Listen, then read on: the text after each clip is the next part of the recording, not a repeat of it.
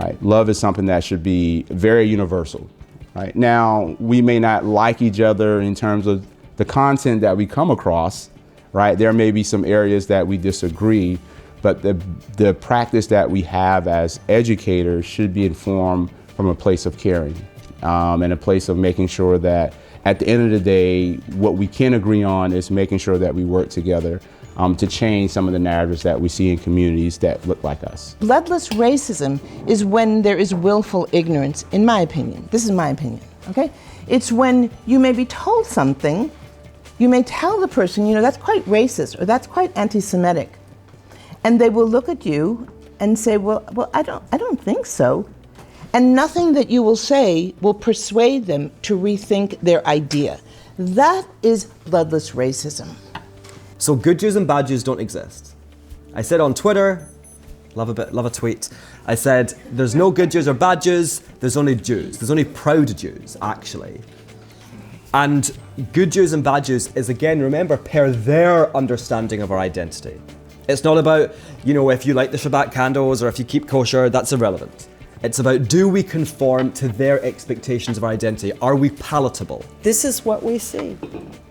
And I think that we see it perhaps not least because these women scarcely centered on women's rights at all. And let me give you an example.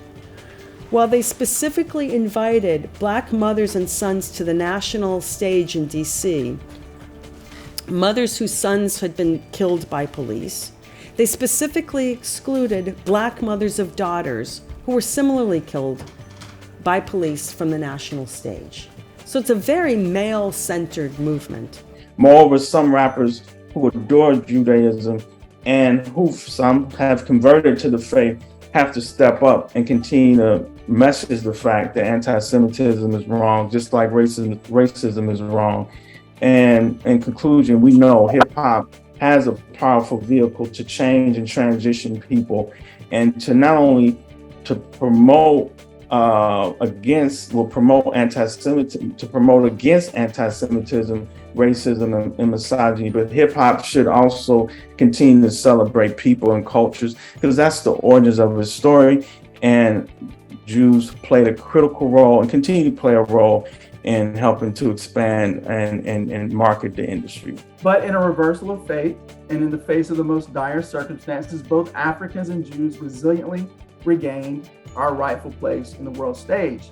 In the case of the Jewish community, it emerged from 2,000 years of exile, inquisitions, expulsions, pogroms, and genocidal anti-Semitism to be reestablished as a sovereign people in the state of Israel.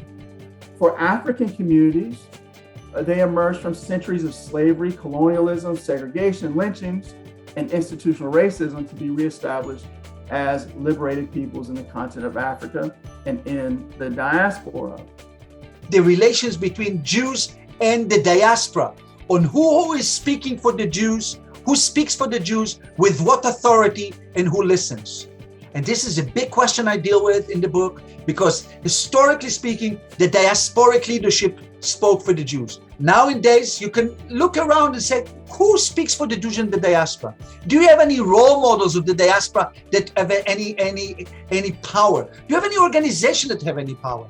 Maybe after Elie Wiesel's death, there was no one even to speak about the Holocaust as a spokesman of the diaspora. There was kind of a division of labor at the time when American Jews spoke on certain issues and Israel could not speak. But even then, you don't find any more characters in America of greatest, even rabbinical leaders